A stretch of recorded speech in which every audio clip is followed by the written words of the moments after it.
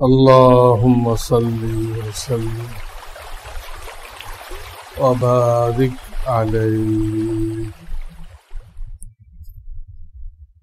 الحمد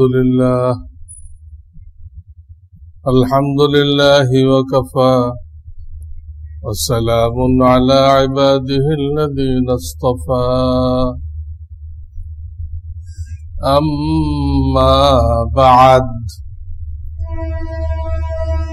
فأعوذ بالله من الشيطان الرجيم. بسم الله الرحمن الرحيم.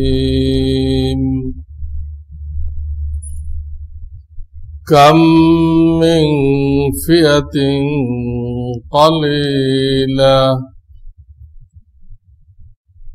غلبت كثيرا كثيرة بإذن الله والله مع الصابرين.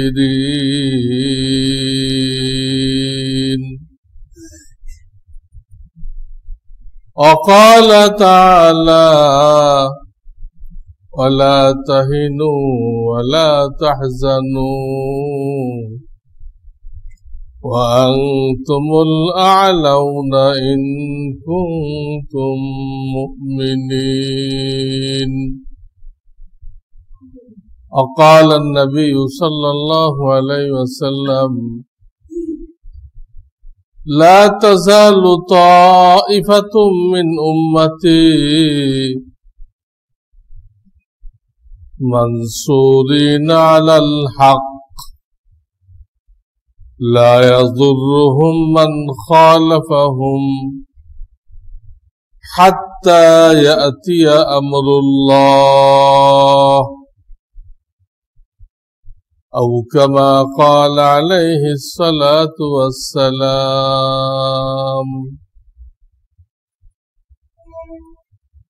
बुजुर्गान मोहतरम, আজকে মহান বরকতময় আশুরার দিন, মুহররম মাসের 10 তারিখ। অনেক বড় বড় ঘটনা এই মাসে ঘটছে।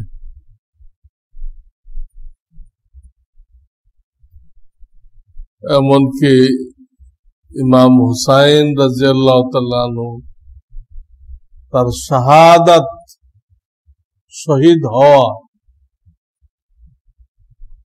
এটা এই তারিখেই ঘটছে।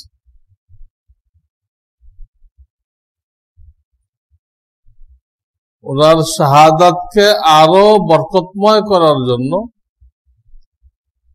আল্লাহ রাব্বুল আলামিন এই তারিখে এটাকে ঘটাইছেন। করার মালিক তো আল্লাহ। বহুত লোক ইমাম হুসাইনকে বাধা দিছিল রাদিয়াল্লাহু তাআলা, আপনি যায়েন না।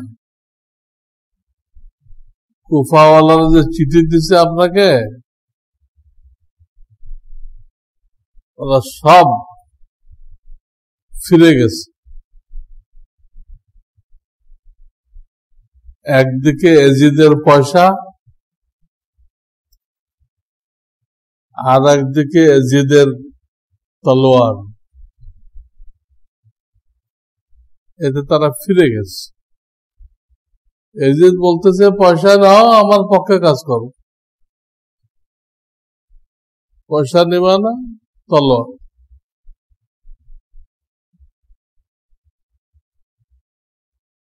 ওরা ইমানদার ছিল না, ওইরকম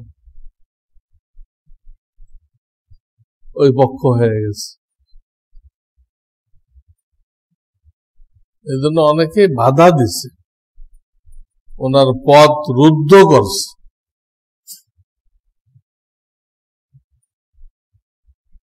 কিন্তু উনি একজনের কাছে বাস্তব ঘটনা বলছেন, আমি হক প্রতিষ্ঠার নিয়তে বের হয়েছি।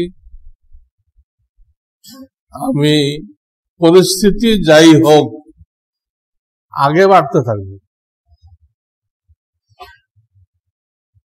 কারণ আমি নানাজিকে মোহাম্মদ রাসূলুল্লাহ ওনাকে স্বপ্ন দেখেছি। তিনি আমাকে বলেছেন, হুসাইন, আমি তোমার জন্য অপেক্ষা করতেছি, তোমার জন্য অপেক্ষা করতেছি। কাজেই পরিস্থিতি কি হবে হবে, আমি তো হকের জন্য বের হয়েছি। পরিস্থিতি যাই হোক আমি আগে বাড়ব। নবীজির কথায় আমি এটাই বুঝছি।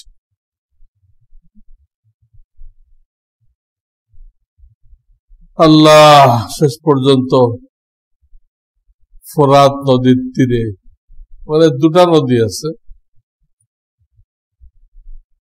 একটা তো বাগদাদের সাথে, ওটাকে বলে দজলা, আরবিতে বলে দিজলা, আর একটা তার আরো অনেক পশ্চিমে,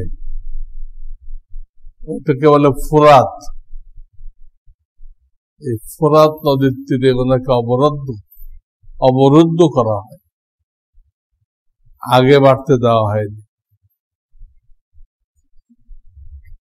এই ঘটনা আমি বিস্তারিত লিখছি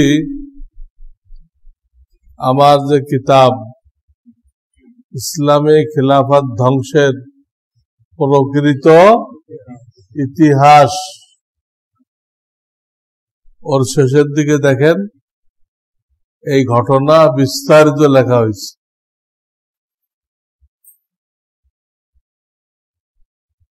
উনি জিজ্ঞেস করছেন, হাজার হাজার লোক চিঠি দিয়ে আমাকে দাওয়াত দিচ্ছ, এখন আমার সাথে মোকাবেলা করতে আসছে। ওরা অস্বীকার করছে,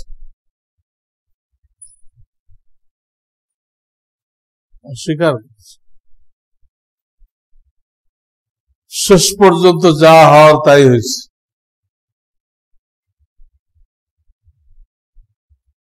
কেউ তো ওনার কাছে আসার সাহস পায় নাই। রাসূলুল্লাহ সাল্লাল্লাহু আলাইহি ওয়াসাল্লামের কলিজার টুকরা দেখলেই মনে হয় জান্নাত থেকে আসছে। একটা কম ভক্ত সেই কাছে গেছে, ওনাকে কতল করছে। তার নাম হলো শিমর দিল জওশান। শিমর দিল জওশান, পাবলিক বলে সীমার,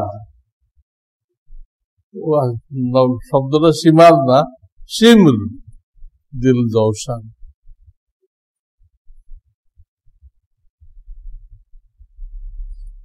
ওনাকে কতল করে দিয়েছে, ওনার পরিবারের সদস্যদেরকে কতল করছে। ওনার মাথা মোবারক নিয়ে গেছে এজিদের দরবারে। এজিদ সংক্ষেপে একটু কাঁদছে, সংক্ষেপে।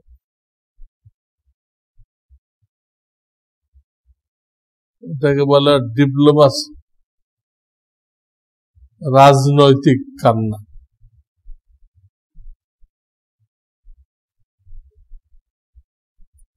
এবং ওবায়দুল্লাহ বিন জিয়াদকে তিরস্কার করছে। ওকে তো আমি কতল করতে বলিনি, আটকাইতে বলছিলাম, এটুকু। ওবায়দুল্লাহকে কোনো শাস্তি দেয়নি।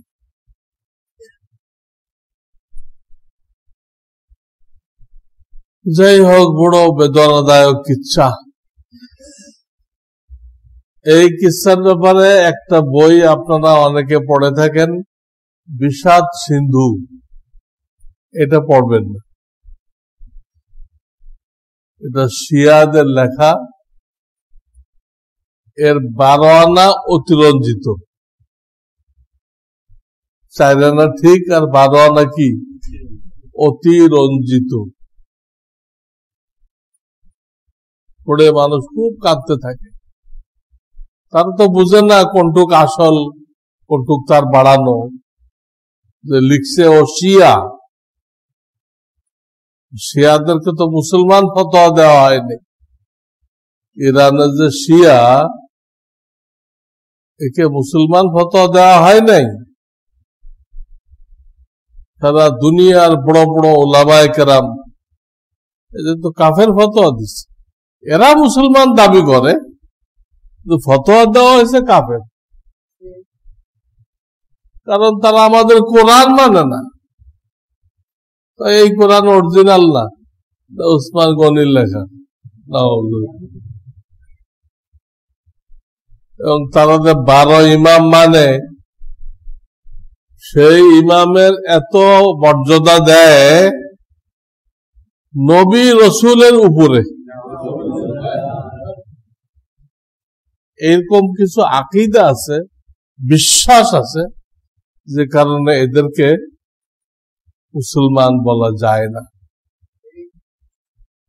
এবং পিছনে 1400 বছরের মধ্যে যত মারাত্মক মারাত্মক ঘটনা ঘটছে, মুসলমানদের পরাজয় হয়েছে, সবটার পিছনে কিন্তু শিয়াদের হাত ছিল। শিয়াদের, এই যে বাগদাদের পতন হলো, ইসলামী হুকুমত ছিল এখানে, কেমনে পতন হলো? মুসলমান খলিফার যে উজির ছিল, প্রধানমন্ত্রী ছিল, সে শিয়া ছিল। সে গোপনে চেঙ্গিস খানকে দাওয়াত দিয়ে আসছে, এখানে যুদ্ধ করার জন্য উদ্বুদ্ধ করছে। লম্বা ঘটনা,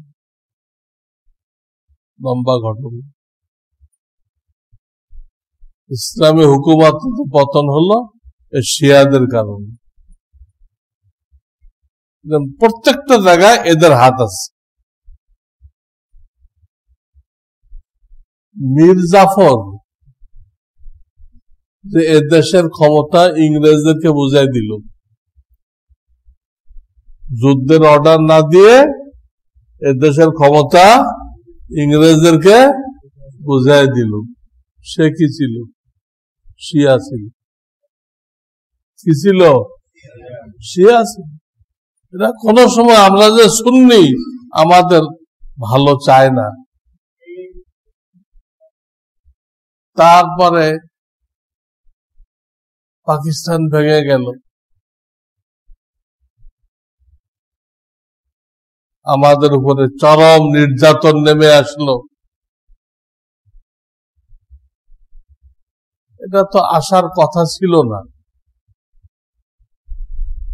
চরম বর্বরতা দেখানো হলো।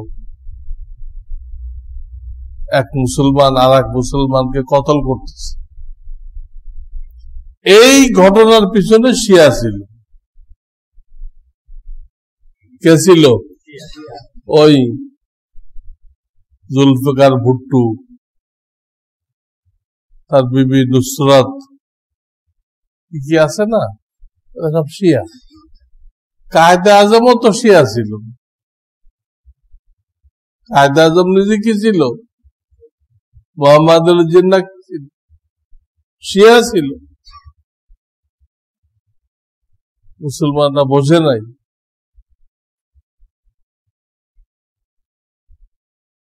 তো মুসলমানদের প্রত্যেকটা দুর্যোগের পিছনে এদের হাত ছিল। প্রত্যেকটা দুর্যোগ এরাই বেঈমানি করছে, আর আমরা মরছি। আল্লাহ আমাদেরকে হেফাজত করুন।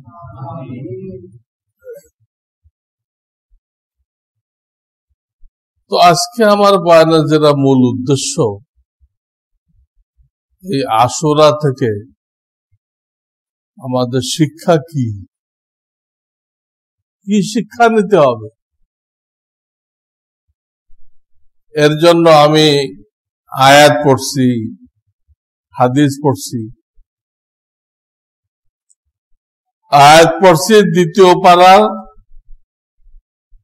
শেষ পৃষ্ঠা থেকে, সূরা বাকারা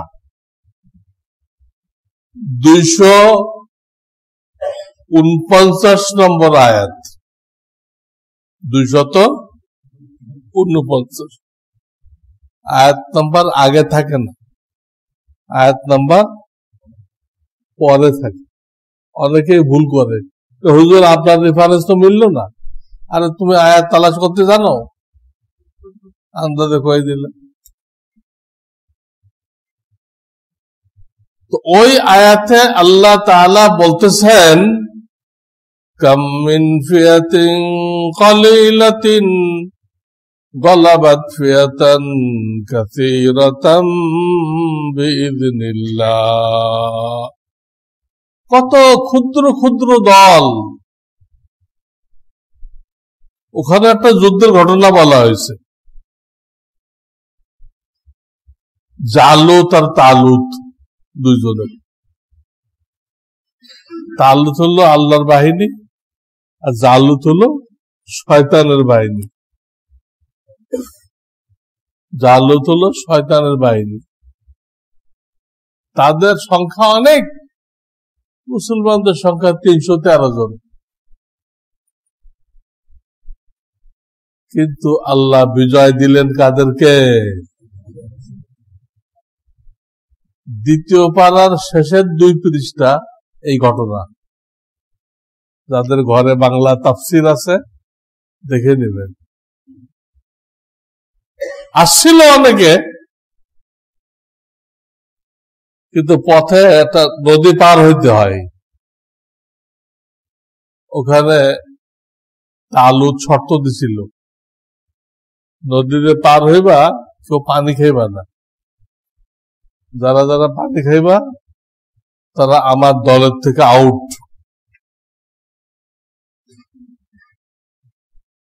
তো পথ চলতে চলতে তারা পিপাসিত ছিল, প্রায় লোক পানি খেয়ে ফেলল, আউট হয়ে বাদ হয়ে গেল।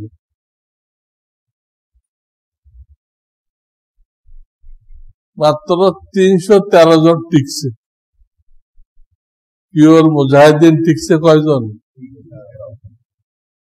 ওই ঘটনায় আল্লাহ এই আয়াতটা বলছেন। অনেক ক্ষুদ্র ক্ষুদ্র দল, সংখ্যাও কম, সমরাস্ত্রও নেই, যুদ্ধের অস্ত্র লাগে না, এগুলো তাদের কাছে নেই, কিন্তু তারা বড় বড় বাহিনীর উপরে বিজয়ী হয়েছে, জয়লাভ করছে আল্লাহর হুকুমে। আল্লাহু মা'আস সাবিরিন। আর আল্লাহ তো ধৈর্যশীলদের সাথে আছেন। যারা আল্লাহ রহমতের উপরে ভরসা করে, ধৈর্য ধারণ করে, আল্লাহ তাদেরকে সাহায্য করে। দ্বিতীয় যে আয়াতটা পড়লাম সেখানে বলা হয়েছে, হে মুমিনগণ, তোমরা নিজেদেরকে কমজোর মনে করো না, দুঃখ করো না, আমরা তো শেষ, দুঃখ করো। ওয়ালা তাহিনু ওয়ালা তাহজানু ওয়া আনতুমুল আ'লাউন। তোমরাই কামিয়াব হইবা। সারা দুনিয়া একদিকে, তোমরা কয়জন মুসলমান একদিকে, তোমরা কামিয়াব হইবা। ওয়া আনতুমুল আ'লাউন, তোমরা কামিয়াব। কিন্তু আল্লাহ একটা শর্ত লাগাইছে, একটা শর্ত লাগাইছে। কি? ইন কুনতুম মুমিনিন, যদি তোমরা পাক্কা ইমানদার হও, যদি তোমরা পাক্কা ইমানদার হও, দুনিয়া একদিকে, তোমরা কয়েকজন একদিকে, আল্লাহ তোমাদেরকে বিজয় দান করবেন। হাদিসেও ওই কথা বলা হয়েছে, আমার উম্মতের একটা জামাত সবসময় হকের উপর টিকে থাকবে, কোন শক্তি তাদেরকে শেষ করতে পারবে না। কত মারবে, কাটবে, ফাঁসি দিবে, অনেক কিছু করবে, কিন্তু ওই শক্তিকে শেষ করতে পারবে না। ওরা হকের উপরে কায়েম থাকবে কিয়ামত আসা পর্যন্ত। আল্লাহ আমাদেরকে সেই দলভুক্ত করেন।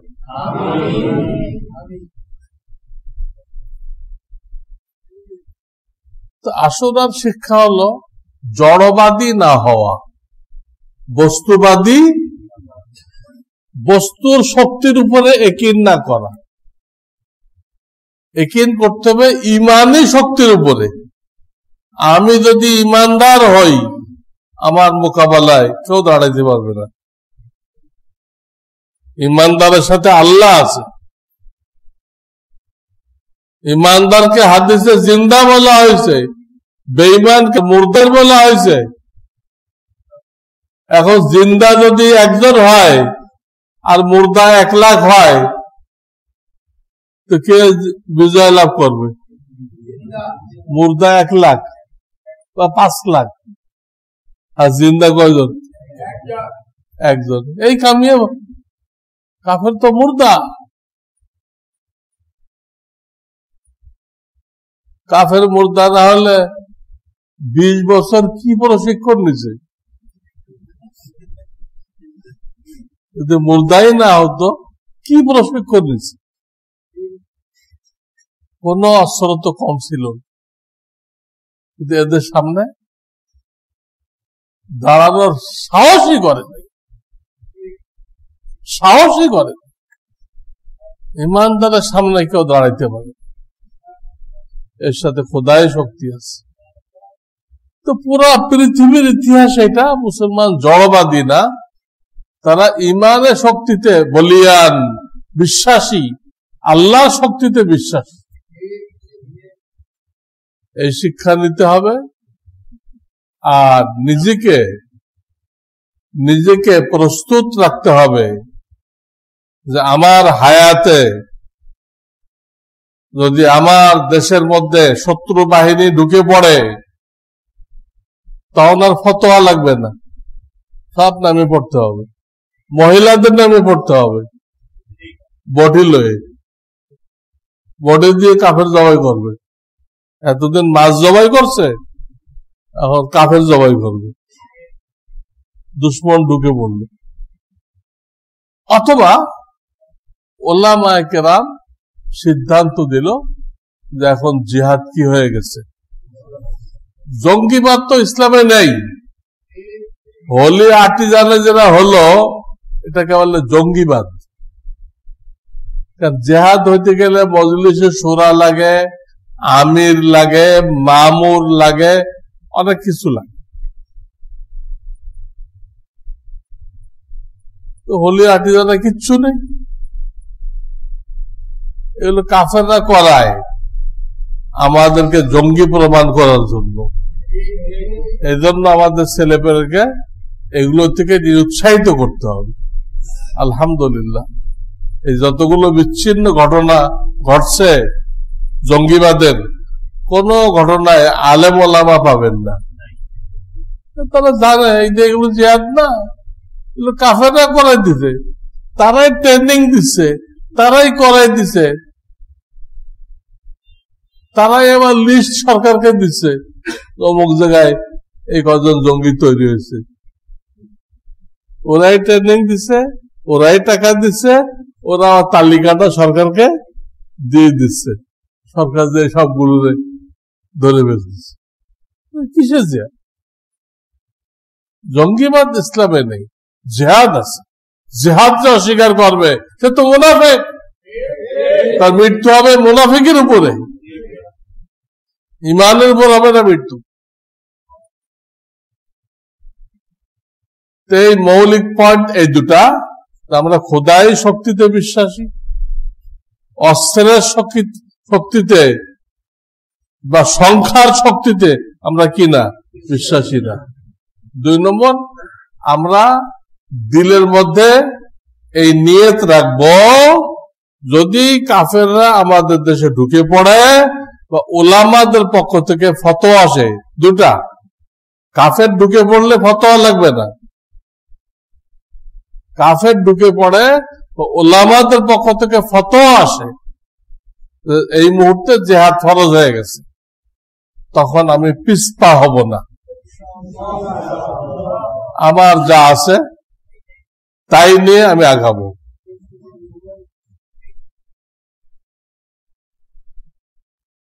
হয় আল্লাহ শহীদ করবেন, না হয় গাজী করবেন।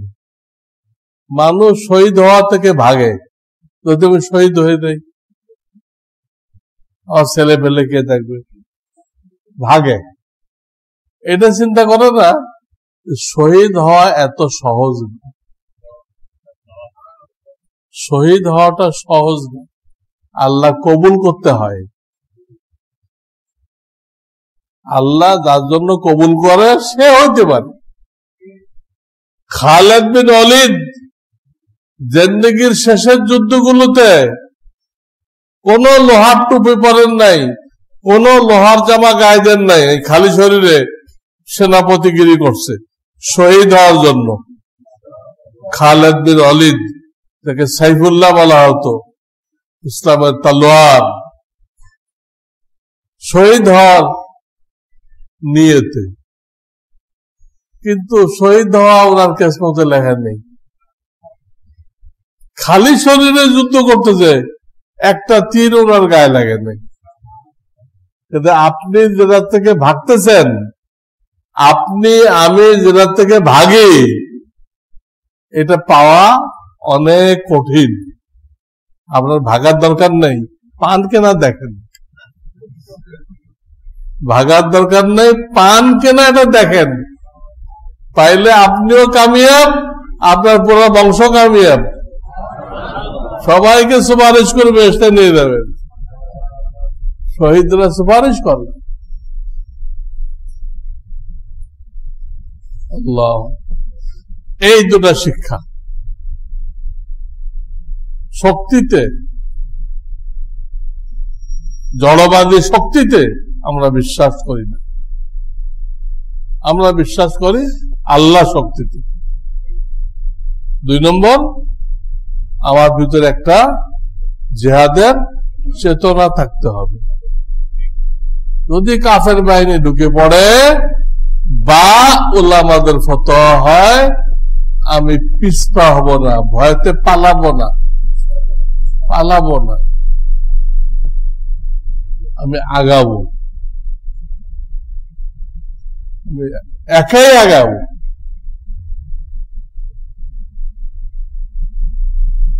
যে রামদাসে বলে না, ঝাঁপ দিলাম তাপালে, যা আছে কপালে। তাফাল বুঝেন? তাফাল বুঝেন না?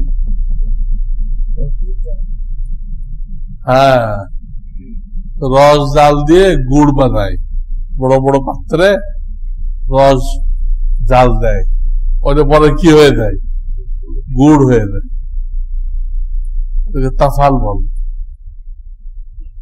আপনাকে ওইরকম নিয়ত রাখতে হবে, জিহাদের ফতোয়া হয়ে গেলে আমি পিছপা হব, ভয় পাবো না, কারণ কারোর মৃত্যু 1 সেকেন্ড আগে আসবে না।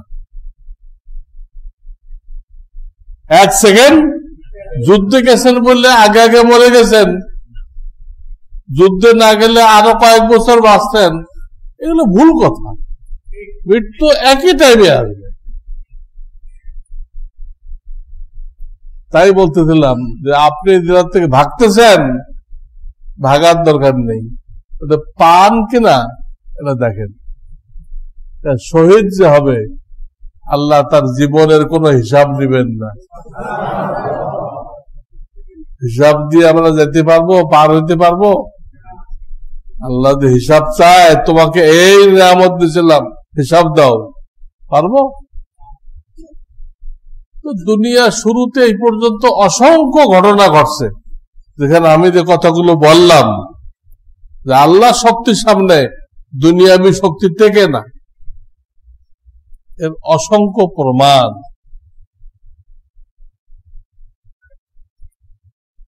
মূসা আলাইহিস সালাম যে কওমে জন্মগ্রহণ করলেন, মূসা আলাইহিস সালাম, তাদেরকে তো ফিরআউন ঝাড়ুদার আর মেথর বানায় রাখছিল মিশরে। লম্বা কিসসা, যেটা আমার এখন বলার সময় নেই, আমি একটা পয়েন্ট খালি বলবো। সেই গোত্রের মধ্যে মূসা আলাইহিস সালাম জন্ম নিলেন। এই মূসাকে কতল করার জন্য ফিরআউন কত বাচ্চাকে তো কতল করছে, কত বাচ্চাকে কতল করছে, কিন্তু আসল মূসা তো রয়ে গেছে।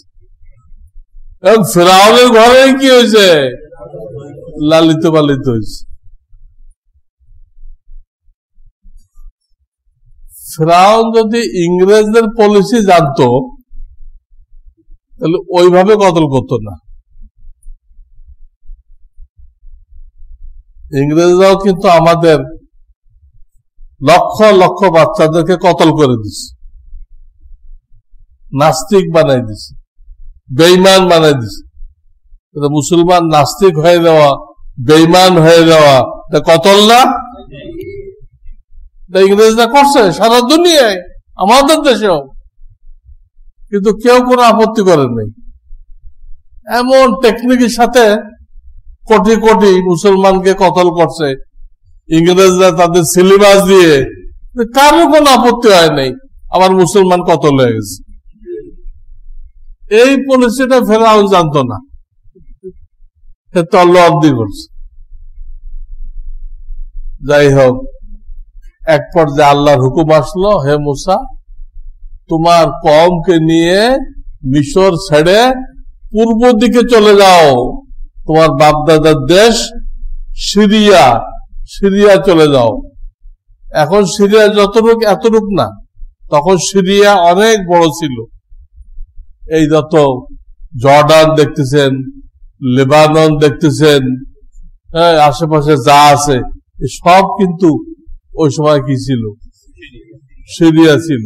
শাম দেশ ছিল। শাম মানে বাম। দেশকে বাম কেন বলা হয়? বাইতুল্লাহ শরীফের বাম দিকে,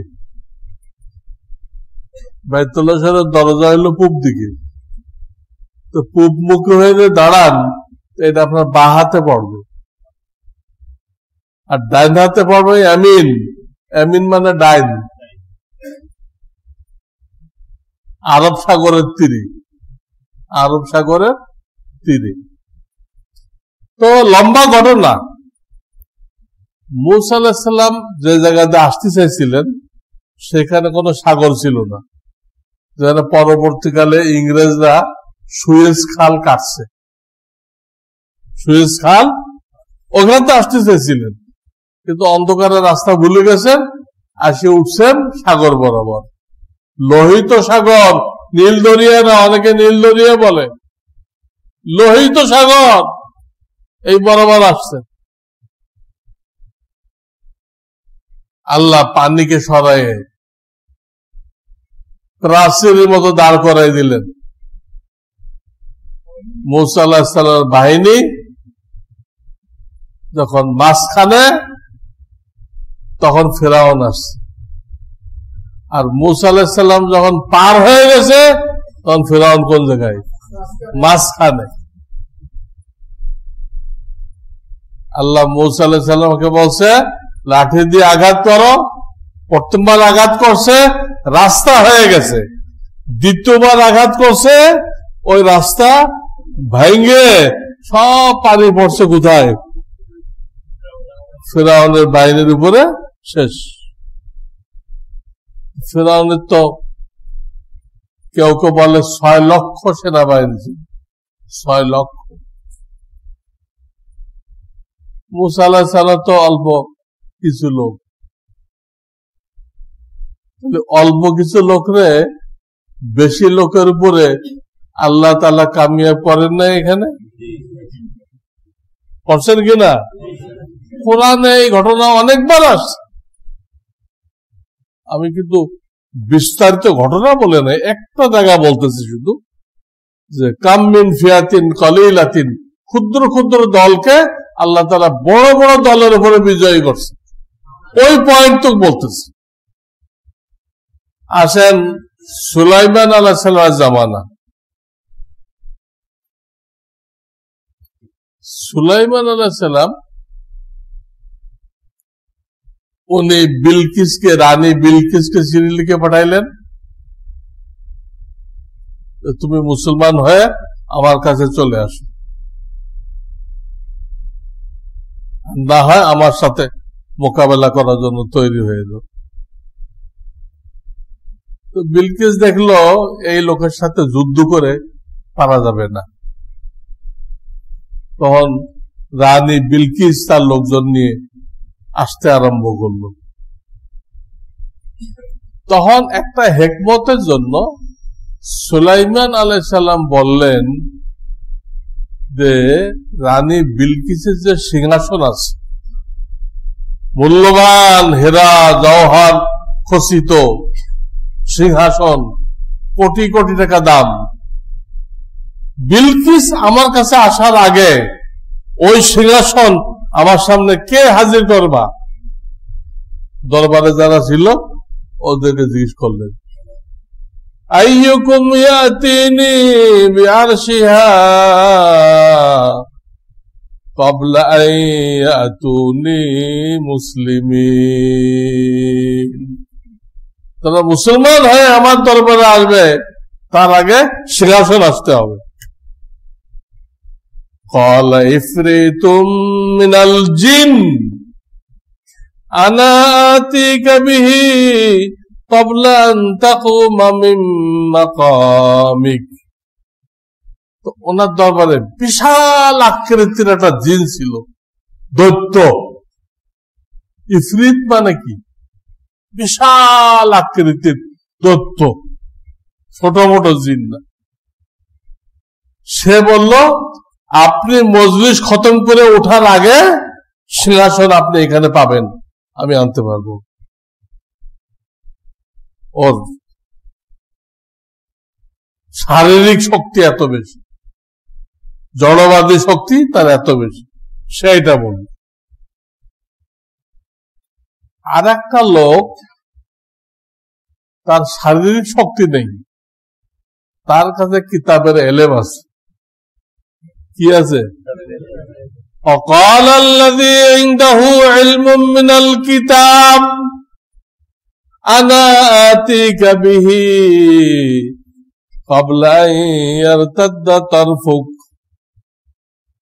আপনি চোখে পলক পারবেন, চোখে পলক পারার আগে আমি সিংহাসন আপনার সামনে এনে দিব। জড়বাদী শক্তি বলতেছে আপনার মজলিস খতম হওয়ার আগে আমি আনবো, আর রুহানি শক্তিওয়ালা, ইমানি শক্তিওয়ালা বলতেছে চোখের পলক পারবেন, চলো পলক পারে দেখবেন সিংহাসন হাজির। সুলাইমান আলাইহিস সালাম তাকে দায়িত্ব দিলেন, তুমি আনো। চোখের পলকের মধ্যে সিংহাসন এসে গেছে। উনি বলেন, হাদা মিন ফজলে রাব্বি, এটা আমার রবের মেহেরবানি।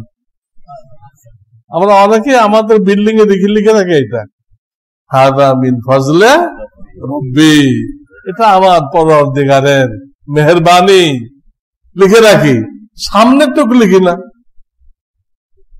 আরে পুরোনো লেখো ভাই, সামনে কি আছে? আশকুরু আম আকফুরু, আল্লাহ এই মেহরবানি এই জন্য করছেন, তিনি আমার পরীক্ষা নিতে চান যে আমি শুকর আদায় করি না নাশুকরি করি, কৃতজ্ঞতা করি না অকৃতজ্ঞ হই, এটা দেখার জন্য আল্লাহ আমাকে দিছে। এইটা কেউ লেখে না, খালি পটের পয়লাটুক লেখে, হাযা মিন ফজলে রাব্বি। তাহলে কোন শক্তি জয়লাভ করলো? হ্যাঁ, জড়বাদী শক্তি না রুহানি শক্তি? আমাদের নবীদের জামানায় প্রথম যে জিহাদ হলো হিজরতের 1 বছর পরে, মদিনা যাওয়ার 1 বছর পরে গজওয়ায়ে বদর।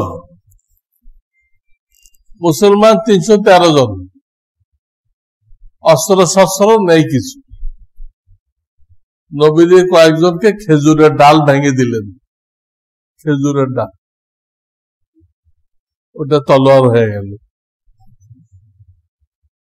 আর মক্কার কাফেররা ছিল 1000, প্রত্যেকের কাছে উট বা ঘোড়া আছে, তলোয়ার আছে, তীর আছে, সব আছে। যুদ্ধ হলো 70 জন নেতা, আবু জাহেল সহ, আবু জাহেল আবু লাহাব সহ 70 জন নেতা জাহান্নামে চলে গেল। মানে শেষ, মানে কি শেষ। আর 70 জন নেতা বন্দী হয়ে আসলো মুসলমানদের হাতে, বাকিরা পালায় গেল। 1000 লোক 300 লোকের সামনে পরাজিত হলো। তাহলে ছোট ছোট দল বড় দলের উপরে বিজয়ী হলো না? কি বলেন, বিজয়ী হয়েছে? বদরের কিস্সা শোনেন নাই আপনারা? কিস্সাটা এক একটা অনেক বড়, আমি ওই মাঝখান দিয়ে একটু কইতেছি। আর একটা জিহাদের কথা শোনেন, এটা হয়েছিল খ্রিস্টানদের সাথে, এটার নাম গজওয়ায়ে মুতা। গজওয়ায়ে মুতা। মুসলমানের সংখ্যা 3000, আর খ্রিস্টানদের সংখ্যা 2 লক্ষ। 3000 আর 2 লক্ষ। এই 3000কে নবীজি 3 জন কমান্ডার বানাই দিলেন, দিয়ে বললেন অমুক যদি শহীদ হয়ে যায় অমুক পতাকা ধরবে, এও যদি শহীদ হয়ে যায় অমুক পতাকা ধরবে। 3 জন। এও যদি শহীদ হয়ে যায় তোমরা একজনকে ঠিক করে নিন। 3 জন বোঝে নাই আমরা শহীদ হয়ে যাবো, শুধু তাকে কয়ে দিছে। তারা কি পিছপা হয়েছিল? লম্বা ঘটনা আছে।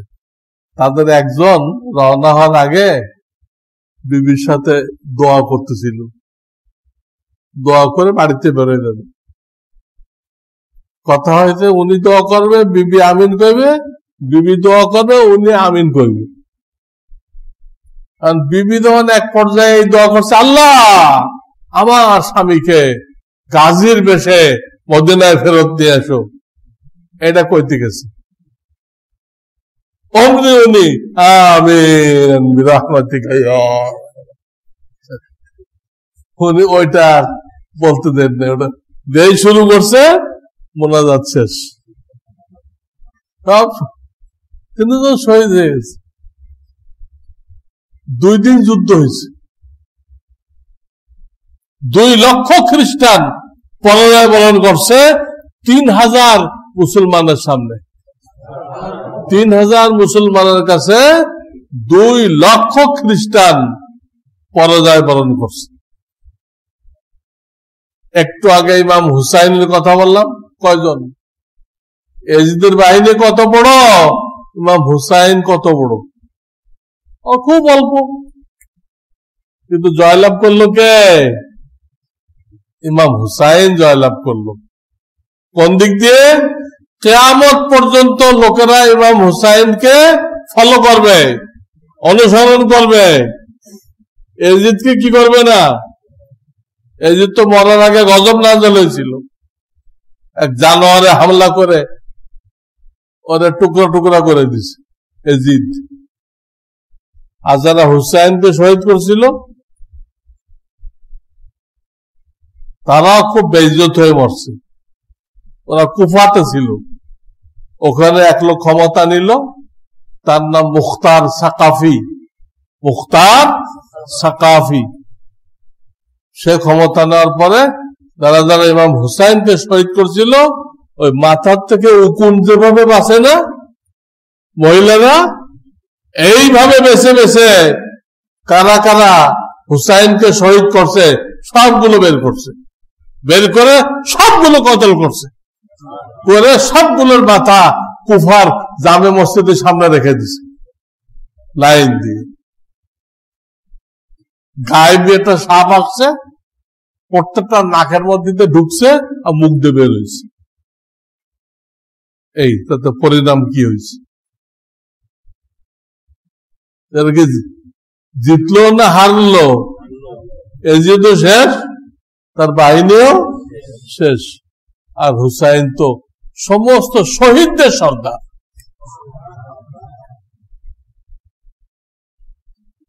ইদানিং যে ঘটনা ঘটে গেল, এইখানেও দেখেন মুসলমান কয়জন, আর ওদিক দিয়ে পরাশক্তি পুরা দুনিয়ায় নিয়ে আসছে। একা আসে নাই তো, দুনিয়া নিয়ে আসছে।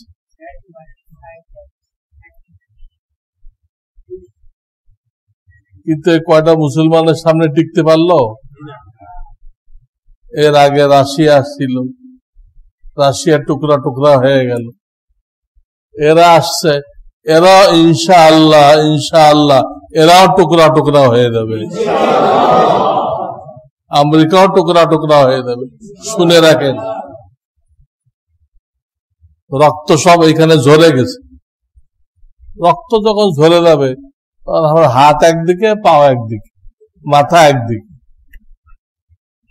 শেষ হয়ে যাবে। আল্লাহ দেখাই দিলেন। শেষ যুগে ইমাম মাহদি আসবেন, যে কোনো মুহূর্তে আসতে পারে ইমাম। ওনার সাথে মুসলমানদের একটা দল থাকবে, এই দলটাই তো এরা। এই দলটাই কিন্তু এখন যারা কামিয়াব হলো, এরাই ইমাম মাহদির বাহিনী হবে। তাদেরকে প্রস্তুত করার জন্য ওই জায়গাটা নির্বাচন করা হয়েছে। ওটা কুফরি শক্তির কবরস্থান। ওই জায়গাটা কি? কুফরি শক্তির। যে কেউ ঢুকতে চাবে ঢোকো, বিলকুল পারমিশন, ঢোকো, কিন্তু কোনদিন আর বের হইতে পারবে না। বেইজ্জত হয়ে কুত্তা পেটা খেয়ে বের হইতে হবে, আর না শেষ। মৃত্যুকূপ, মৃত্যুকূপ। এখানে এমন কিছু লোক তৈরি করে গেছে, দেওবন্দের শাইখুল হাদিস, শাইখুল আরব ওয়াল আজম মাওলানা মাহমুদুল হাসান দেওবন্দি, তিনি যখন দেওবন্দের শাইখুল হাদিস ছিলেন, ওনার কাছে এই জায়গার হাজার হাজার না লক্ষ লক্ষ শাগরেদ ওনার কাছ থেকে এই জিহাদের দীক্ষা নিয়ে গেছে। দেওবন্দ থেকে কি নিয়ে গেছে? জিহাদের দীক্ষা নিয়ে গেছে, শিক্ষা দীক্ষা। সেই দীক্ষা দিয়ে তারা ইমানি বলে, হ্যাঁ, সারা দুনিয়ার সাথে কি করতেছে? মোকাবেলা করতেছে, কোনো পরোয়া নেই। শহীদ হইতেছে, হও। শহীদ হওয়া তো নেয়ামত। আল্লাহ কামিয়াব করুন। তো ইমাম মাহাদির বাহিনীও কিন্তু বড় হবে না, ছোটই হবে। ওদিক দিয়ে সারা খ্রিস্টান বিশ্ব আর একদিকে, সমস্ত খ্রিস্টান বিশ্ব আর একদিকে, ইমাম মাহাদির বাহিনী, ক্ষুদ্র বাহিনী আর একদিকে। ইমাম মাহাদির বাহিনীও তো 313 জন, কিন্তু হাদিস কোরআন বলে ইমাম মাহাদির বাহিনী 3 দিন যুদ্ধ হবে। প্রথম 2 দিন জয় পরাজয় কিছুই হবে না। তৃতীয় দিন ইমাম মাহাদি জয়লাভ করবে, খ্রিস্টান বাহিনী কতল হয়ে যাবে, আর যারা ধরা পড়বে সব মুসলমান হয়ে যাবে। কিছু কতল হবে আর কিছু খ্রিস্টান থেকে বলে দেন তোমাদের কিন্তু শেষ পর্যন্ত কি হইতে হবে? মুসলমান হইতে হবে। আগে হয়ে দাও, আগে হয়ে দাও। হাদিস কোরআনে লেখা আছে। এখানেও ক্ষুদ্র বাহিনী কি করলো? বড় বাহিনীর উপরে জয়লাভ করলো। তাহলে আপনার আমার ইমান কি হবে? এই চিজ ও আসবাব এরপরে বিশ্বাস করবো আমরা, না আল্লাহ শক্তিতে বিশ্বাস করব? ইমানে শক্তিতে বলিয়ান হয়ে আল্লাহর কুদরতে বিশ্বাস করে কাফেরের মোকাবেলায় লড়াই করতে হবে। আল্লাহ অবশ্যই বিজয় দান করবেন, এই বিশ্বাস রাখতে হবে এবং নিজের দিলের মধ্যে চেতনা রাখতে হবে। জিহাদের পরিস্থিতি আসলে আমি পিছনে দৌড় দিব না, সামনে দৌড় দিব, এই চেতনা রাখতে হবে। এইটা আশুরার শিক্ষা। কিসের শিক্ষা? আশুরার শিক্ষা। এটাই ইমাম হুসাইন করছিলেন। আল্লাহ তাআলা আমাদেরকে আমল করার তৌফিক দান করেন। ওয়া আখিরু দাওয়ানা আনিল হামদুলিল্লাহি রাব্বিল আলামিন।